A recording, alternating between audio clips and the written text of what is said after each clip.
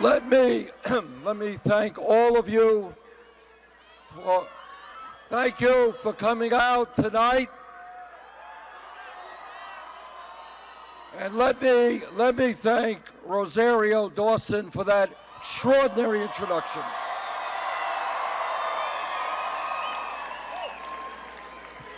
It's a little bit hard to follow Rosario because she said everything I was going to say. The only thing she didn't say, I think, is not only do we have 9,000 people in this room, we got many thousands more in the overflow room.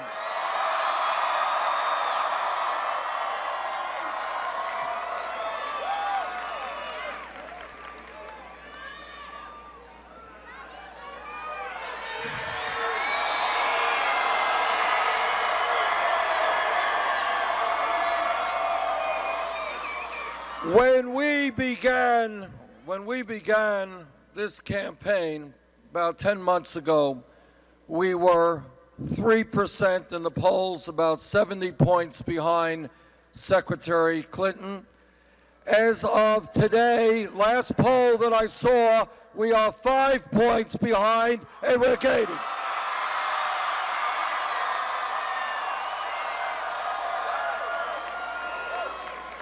When we began this campaign against the most powerful political organization in the country, we had no money and no volunteers. Now we have hundreds of thousands of volunteers all over this country.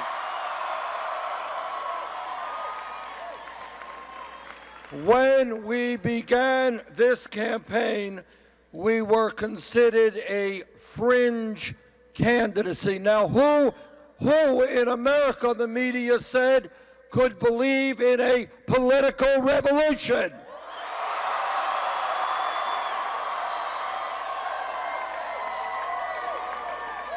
Well, 10 months later, we have now won 10 primaries and caucuses.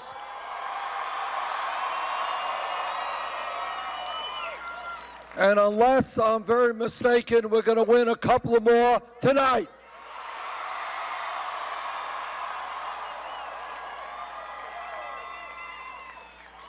When we began this campaign, we talked about the need for millions of people to become involved in the political process.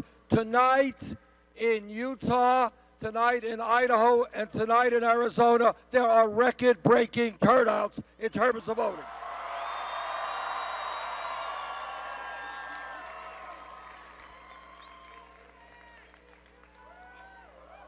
Now, this campaign is doing as well as it is generating the kind of energy and excitement we're seeing here in San Diego and all over this country.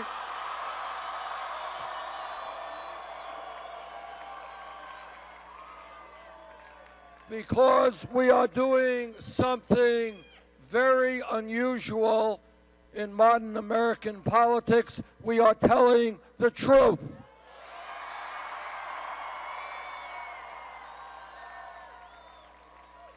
Now, the truth is not always pleasant, not in our personal lives, not in our political lives, but we cannot go forward as a nation unless we are prepared to confront the real issues facing our country.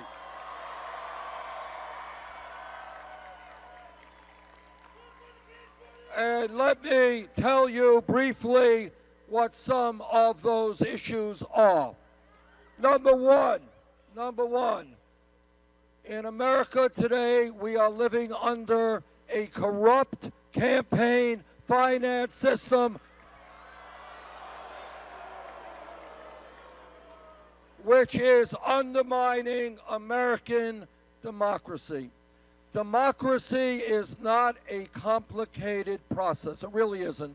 It means that you have one vote, you have one vote, you have one vote. You want to vote for me, you want to vote against me, that's fine.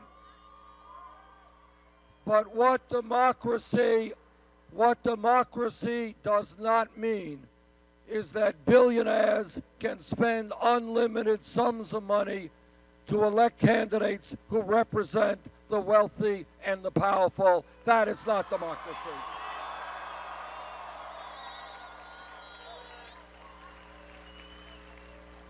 Democracy is not about cowardly Republican governors trying to suppress the vote. And all over this country, what we are seeing is Republican governors making it harder for poor people, for people of color, for young people, for old people to vote.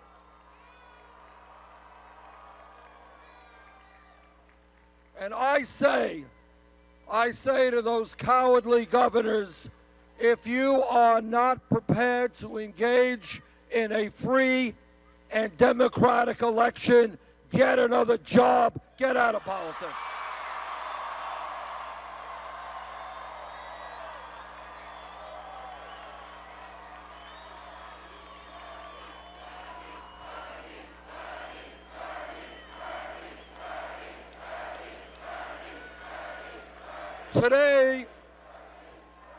Today, the United States has, sadly, one of the lowest voter turnouts of any major country on earth. Our job is to increase voter turnout, not lower voter turnout, to make it easier for people to participate, not harder.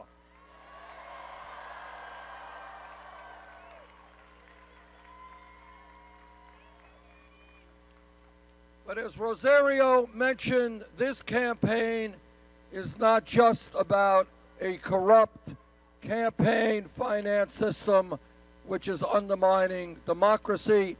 It is about a rigged economy. It is about an economy in which the top 0.1% now owns almost as much wealth as the bottom 90%.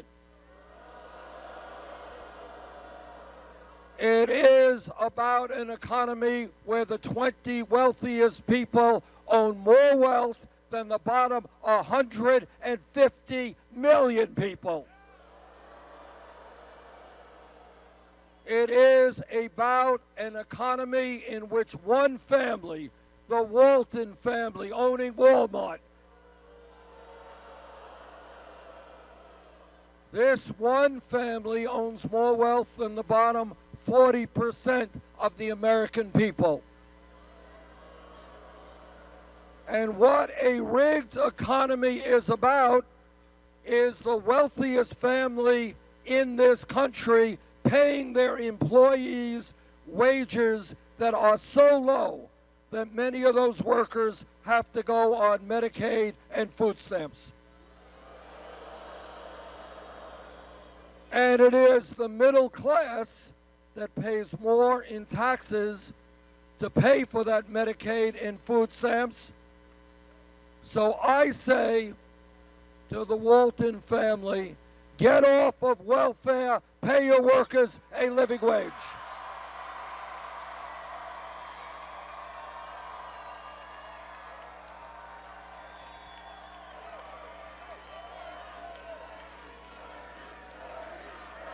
That is just one example of many of a rigged economy. Working people paying more in taxes to subsidize the wealthiest family in this country. That is crazy. Together, we're going to end that.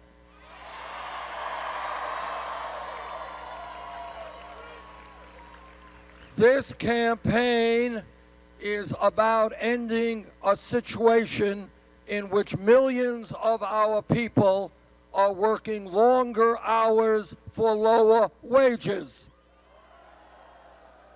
It's about ending a situation where people in America need to work 2 or 3 jobs just to bring in enough income and health care to take care of their families. It's about an economy where mom is working, dad is working, kids are working, marriages are stressed out, kids do not get the attention they need. This campaign is about creating an economy that works for all of us, not just the 1%.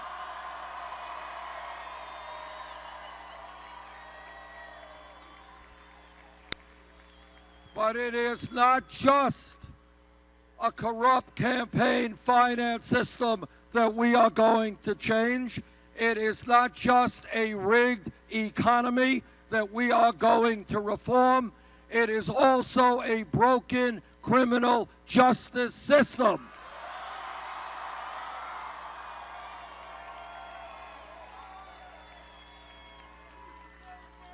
It is not acceptable to me that we have more people in jail than any other country on earth.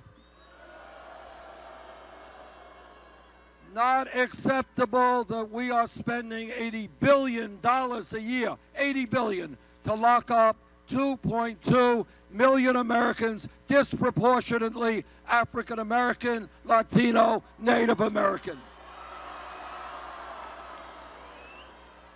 This campaign is about real criminal justice reform, real police department reform.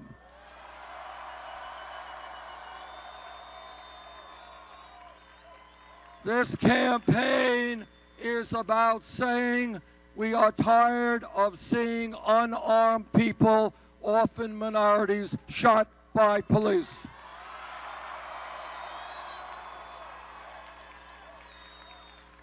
Now, I have been a mayor, and I have worked with police departments all over my state and police departments all over the country. And the truth is, vast majority of police officers are honest and hardworking.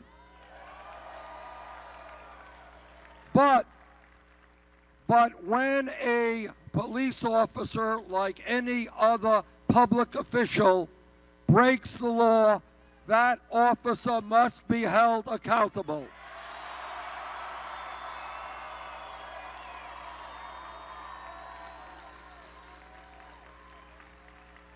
This campaign is about ending the militarization of local police departments.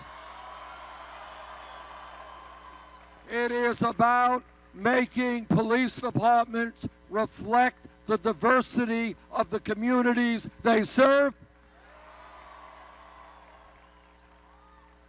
It is about rethinking the war on drugs.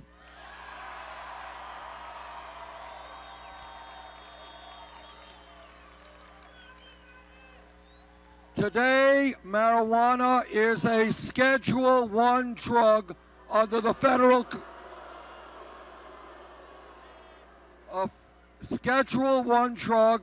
Federal Controlled Substance Act, right alongside of heroin. In my view, that is nuts, and that's why we have introduced legislation to take marijuana out of the Federal Controlled Substance Act.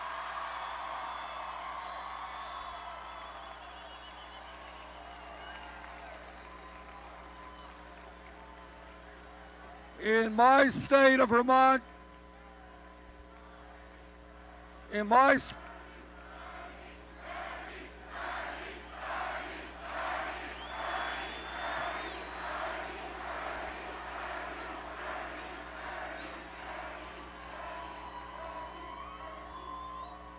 state of Vermont, neighboring New Hampshire, and states all over this country, we are seeing now an epidemic of heroin use and opiate abuse. In my view, and we are seeing people dying every day from heroin overdose. In my view, when we deal with drug abuse, we have got to deal with it as a health issue, not a criminal issue.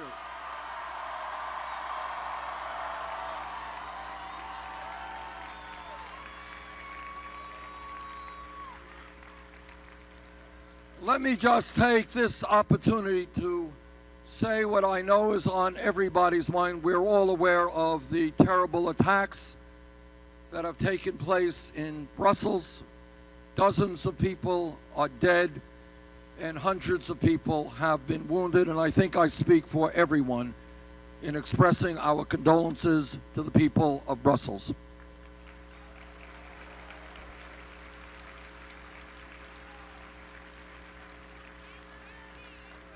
That's right, that's right.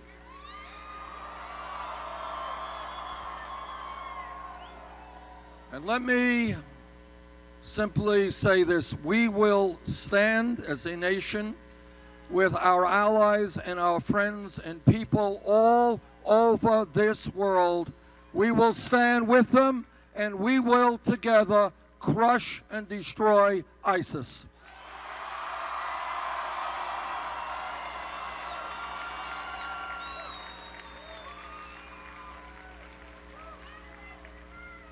We will destroy ISIS through a coalition in the Middle East led by the Muslim nations themselves.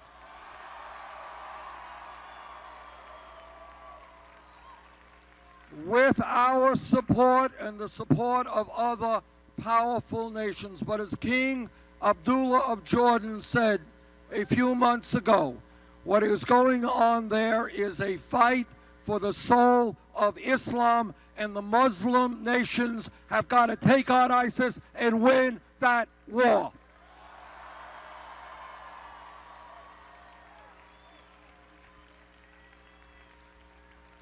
And we can win that war and destroy ISIS without getting the brave men and women in the U.S. Armed Forces into a perpetual war in the Middle East.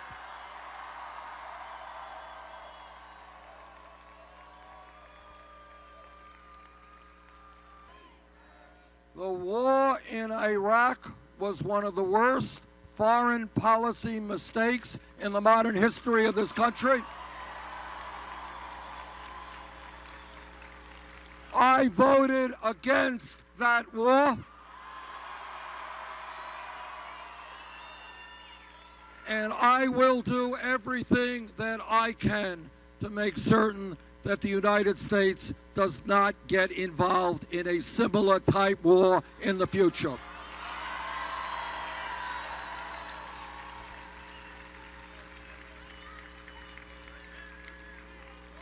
This campaign is doing as well as it is because we are listening to the people, not wealthy campaign contributors.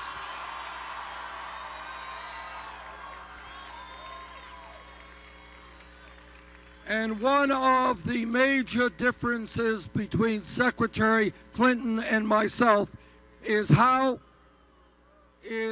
we raise the funds we need to run a campaign.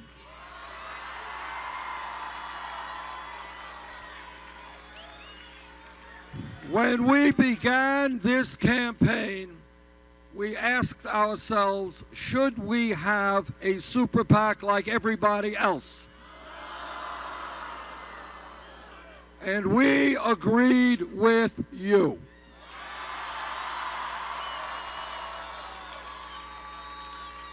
And the way, what we did, unlike all other campaigns, is to simply reach out to the American people at BernieSanders.com and say, if you want to support a candidate who is prepared to take on the billionaire class,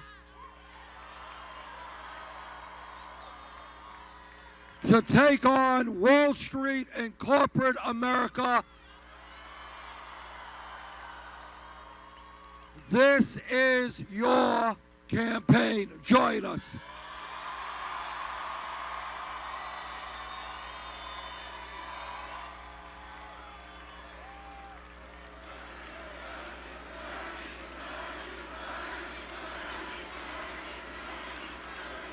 And what happened over the last 10 months is something that I, in a million years, would not have believed.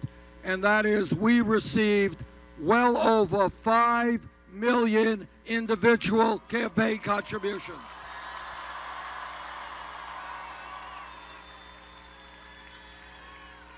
And does anybody know the average contribution?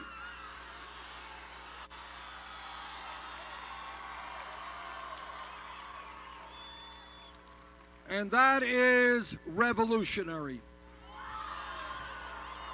Because what we showed is that you can run a winning national campaign without begging billionaires for their money.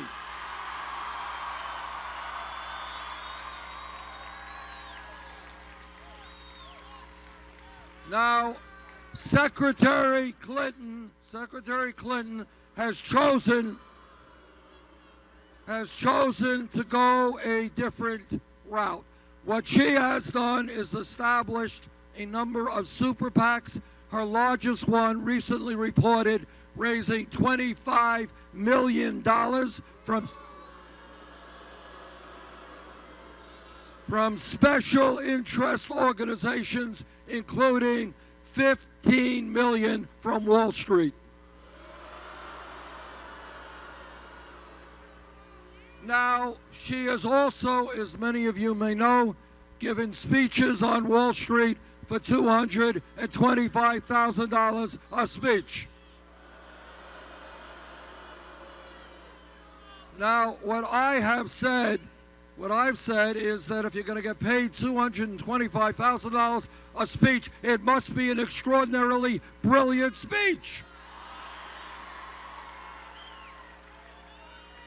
It must be a speech that could transform our world. It must be a speech written in Shakespearean prose.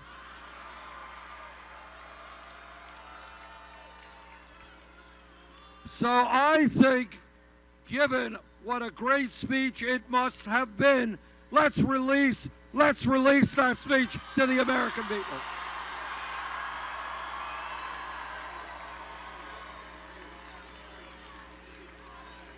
This campaign is listening to working people throughout this country.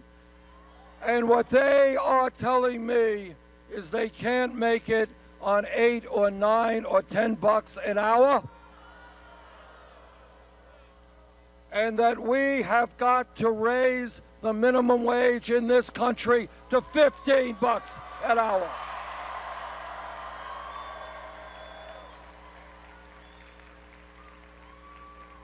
This campaign is listening to disabled veterans and to senior citizens.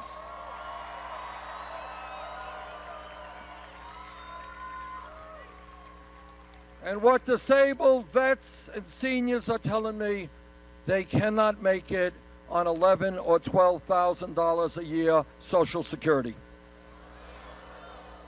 And you know what? Nobody can make it on $12,000 a year Social Security. Now, despite that, we've got Republicans in Congress wanting to cut Social Security benefits. Well, I've got bad news for them. We're not going to cut benefits. We're going to increase Social Security benefits.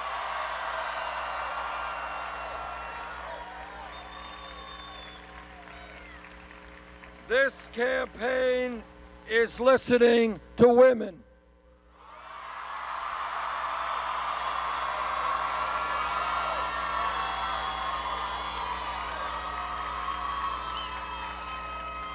And what women all over this country are saying is they are sick and tired of working for 79 cents on the dollar compared to men.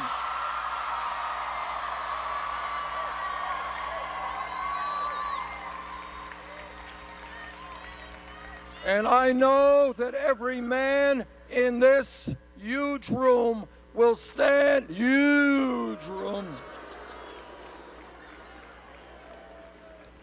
will stand with the women in the fight for pay equity.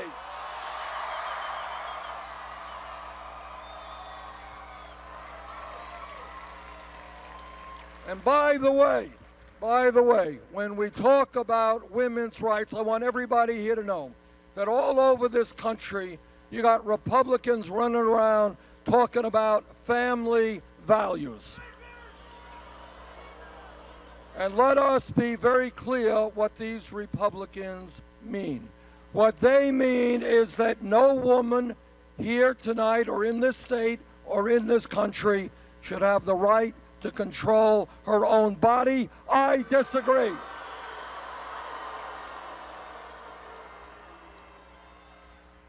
What they also mean is that our gay brothers and sisters should not have the right to be married. I disagree.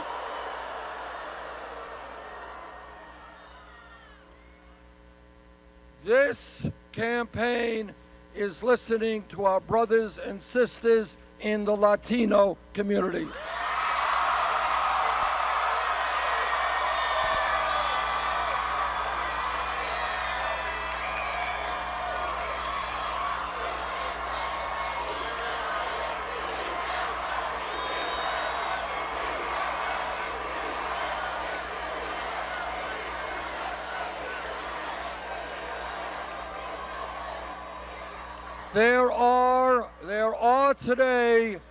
There are today some 11 million undocumented people in this country, and many of them are living in the shadows, living in fear, and they are being exploited every day because they have no legal rights. Now, I am the proud son of an immigrant, and I know something about immigrant life.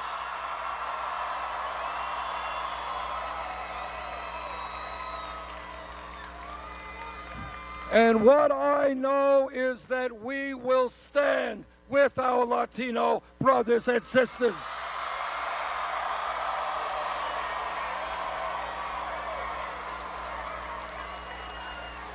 We will.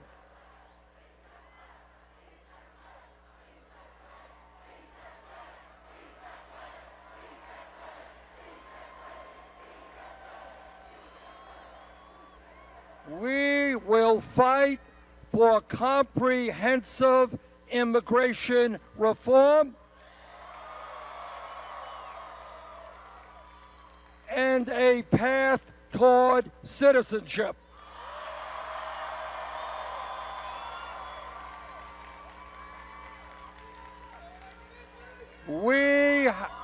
Our immigration policy is what all immigration policy should be. We unite families, not divide families.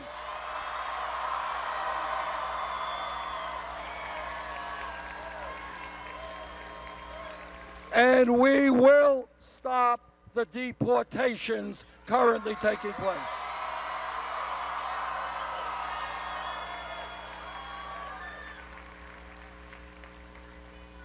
And if the Congress does not do its job, I will use the executive powers of the presidency to do all that I can.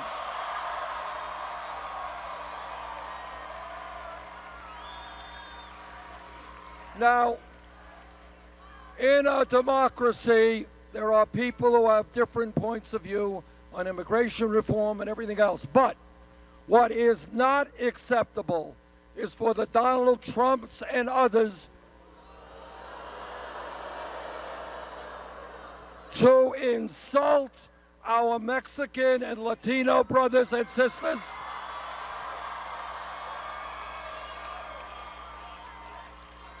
In the year 2016, candidates for president should not be resorting to hatred and bigotry.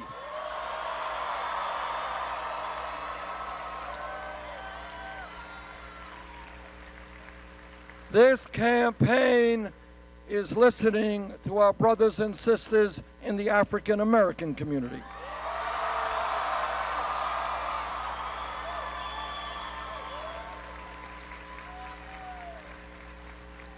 And they are asking, how does it happen if this country could spend trillions of dollars fighting a war in Iraq we never should have gotten into, How does it happen that we do not have the funds to rebuild crumbling communities like Flint, Michigan?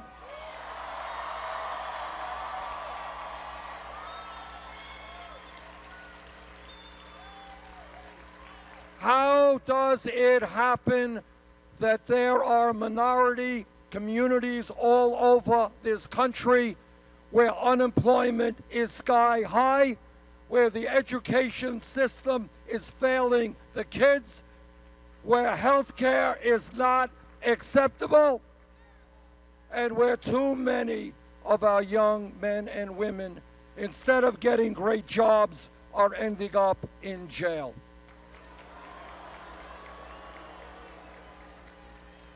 Together, we are going to change the national priorities of this country.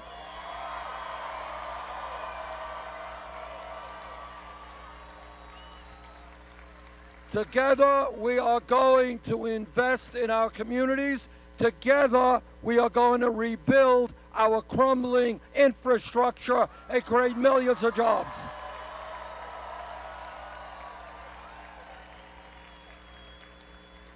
Flint, Michigan is not the only city in America with serious water problems. All over this country, cities and towns have water problems all over this country. Roads and bridges are failing. Our rail system way behind other countries. Our airports, our levees and dams need to be repaired.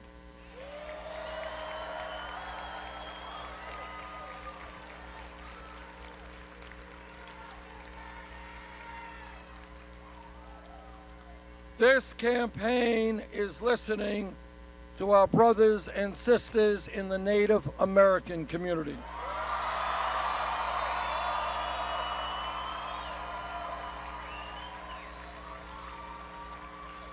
Everybody here knows that the way this country, going back even before we were a country, the way that the Native American people have been treated from day one is a national disgrace.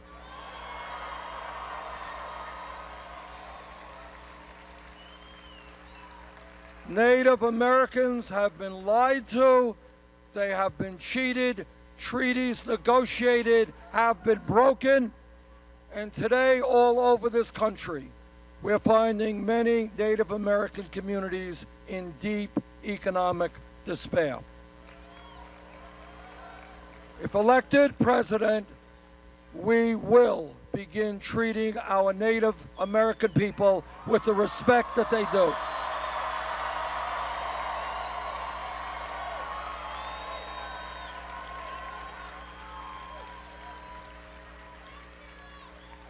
This campaign is listening to young people.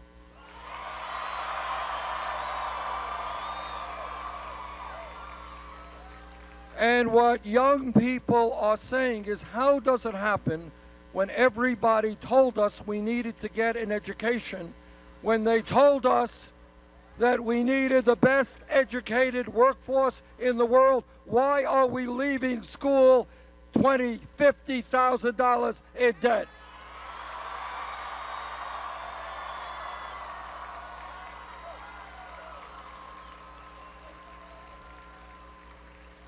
In my view, in the year 2016, when we talk about public education, it is not good enough just to talk about the first grade through the 12th grade.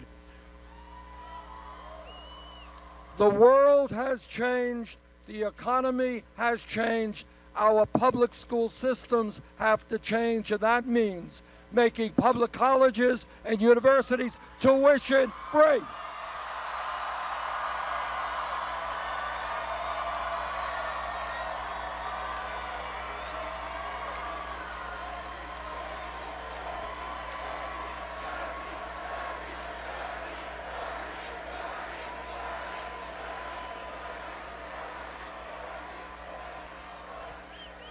I want, and this is not a radical idea, I want every kid in this country who studies hard, does well in school, to be able to go to college regardless of his or her income.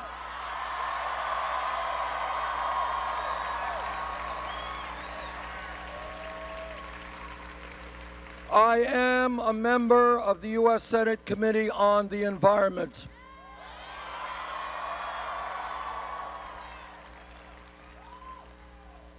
And I have talked to scientists all over the world. The debate is over. Climate change is real.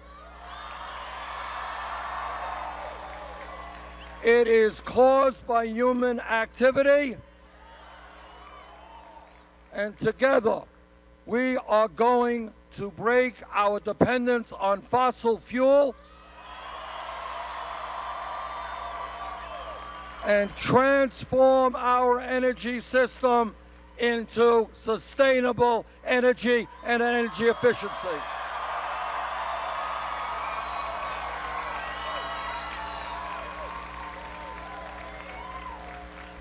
Now, I have been criticized for saying this, so let me say it again.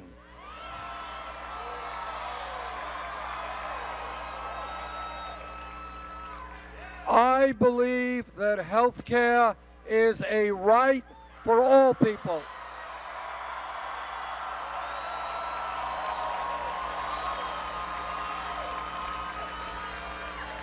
I believe there is something wrong when every other major country on earth provides health care as a right and we do not.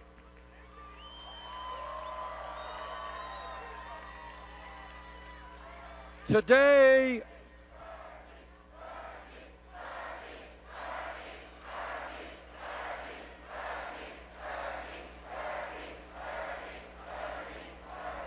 the Affordable Care Act has done a lot of good, but we need to do more. Today, 29 million people have no health insurance, and even more are underinsured. Today, we are being ripped off big time by the drug companies, who are charging us the highest prices in the world for prescription drugs.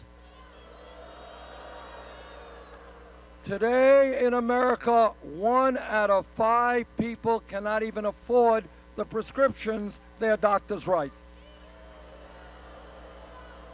So I think we join the rest of the industrialized world. We pass a Medicare for all single-payer program.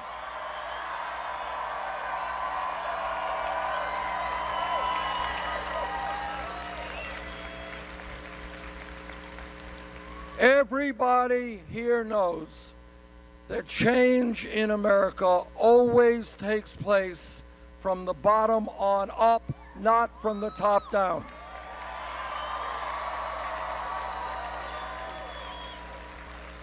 That is the history of the trade union movement, where workers came together to fight for dignity. That is the history of the civil rights movement, where African Americans and their allies stood together and said that racism, bigotry, and discrimination will not continue in America.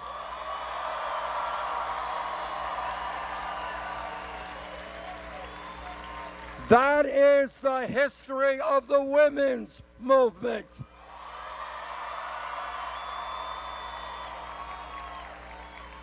Let us not forget, 100 years ago, women did not have the right to vote, the right to get an education. They did not have the right to do the jobs they wanted to do. But what happened is women stood up with their male allies. By the millions, and they said together that in this country, women will not be second-class citizens.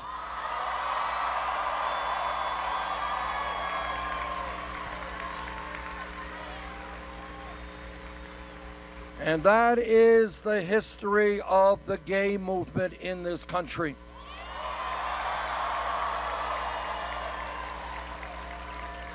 Where against incredible hatred and opposition, the gay community and their straight allies said that in this country, people will have the right to love whomever they want, regardless of gender.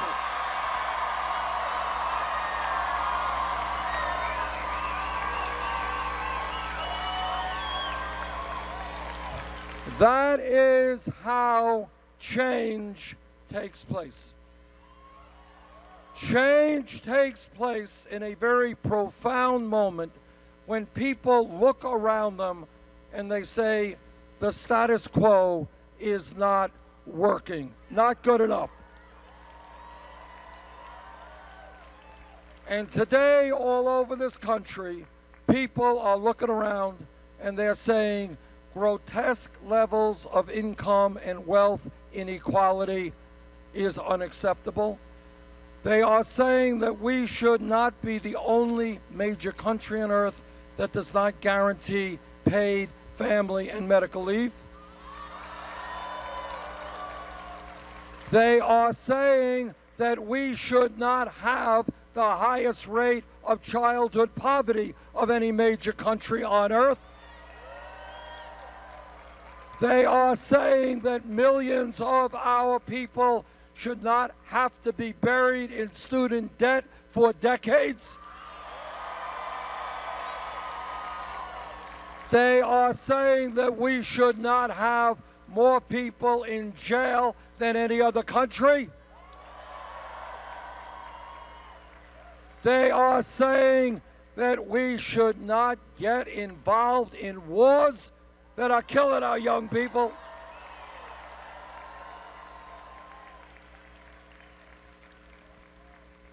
This is a pivotal moment in American history.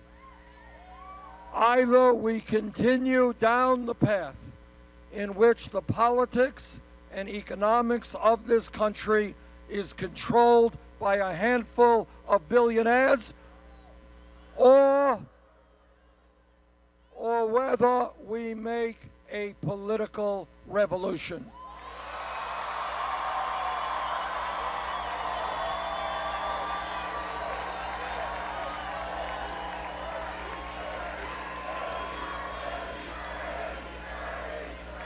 And what that revolution is about is people standing up from coast to coast saying enough is enough.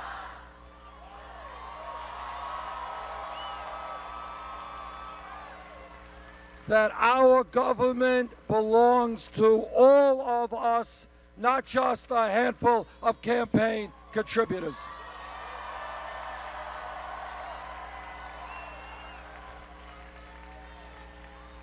In early June, California, the largest state in our nation, will have a major role to play in taking this country forward.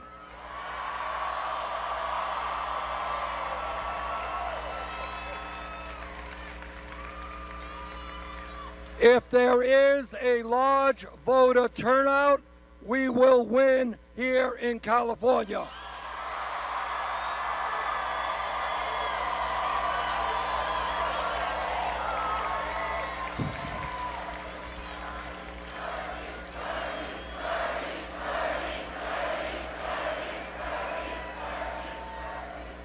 On primary day here in California, please come out to vote. Bring your friends and your relatives. Let's do it.